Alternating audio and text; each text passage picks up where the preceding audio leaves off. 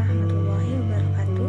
Perkenalkan, nama saya Hera Febrianti dari Universitas Ibnu Khaldun, Fakultas Keguruan dan Ilmu Pendidikan, Program Studi Pendidikan Luar Sekolah atau Pendidikan Masyarakat.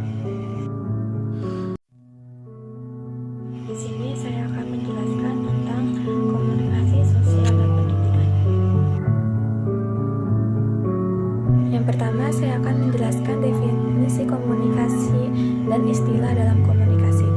Istilah komunikasi berasal dari communicare, yang artinya keterbukaan satu terhadap yang lainnya, menjadi milik bersama. Komunikasi adalah proses kata seseorang atau beberapa orang yang dilakukan secara verbal ataupun non-verbal. Dan pembahasan yang kedua ada komponen-komponen komunikasi. Komponen-komponen komunikasi meliputi komunikator. Komunikator adalah pihak yang melalui dalam proses komunikasi. Pesan adalah isi dari pernyataan umum. Jenis-jenis pesan antara lain ada verbal. Verbal adalah pesan komunikasi yang disampaikan dalam bentuk pesan komunikasi selain bahasa lisan dan tulisan yang berupa isyarat, gerakan badan, mimik muka, dan lain-lain. Adapun komunikan adalah sasaran atau penerima informasi dalam proses komunikasi. Komunikan meliputi individu, khayalan khusus, khayalan umum. Media adalah alat, sarana, atau saluran yang digunakan dalam komunikasi. Umpan balik atau feedback adalah hasil akibat yang didapat komunikator dalam proses komunikasi. Dan pembahasan yang ketiga, tujuan dan fungsi komunikasi. Tujuan komunikasi secara singkat, tujuan komunikasi adalah untuk menciptakan kesepahaman di antara kedua belah pihak agar hal yang disampaikan bisa dimengerti dengan cukup, agar memahami maksud perkataan orang lain dan agar ide atau gagasan mampu pemikiran pribadi dapat diterima orang lain, terutama dalam gelar rapat tertentu.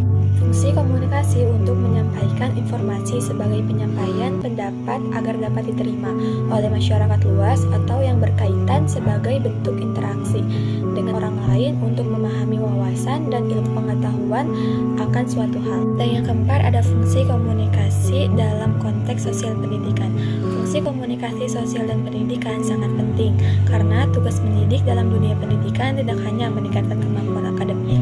Fungsi komunikasi dalam pendidikan tidak hanya menjadi lebih pintar, melainkan mendidik bagaimana caranya anak didik menjadi berperilaku baik.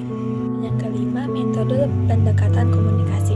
Pengertian pendekatan, langkah atau persiapan proses pembelajaran untuk mencapai kompetensi yang diharapkan. Seorang guru menggunakan pendekatan pembelajaran sebagai pandangan umum tentang masalah dan objek pembelajaran.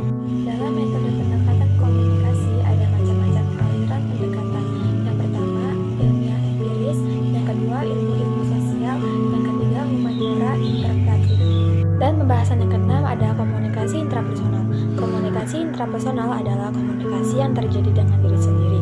Jadi komunikasi intrapersonal adalah komunikasi yang terjadi di dalam pikiran kita, di mana kita adalah komunikasi sekaligus komunikator. Fungsi komunikasi intrapersonal yaitu ada kesadaran diri, rasa percaya diri, manajemen diri, motivasi, terfokus, dan kemandirian.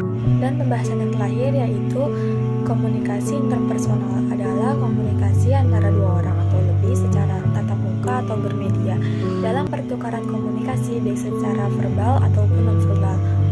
Dalam komunikasi interpersonal ada komponen-komponen seperti komunikator, encoding, pesan, saluran, komunikan, decoding, respon, serta gangguan masuk.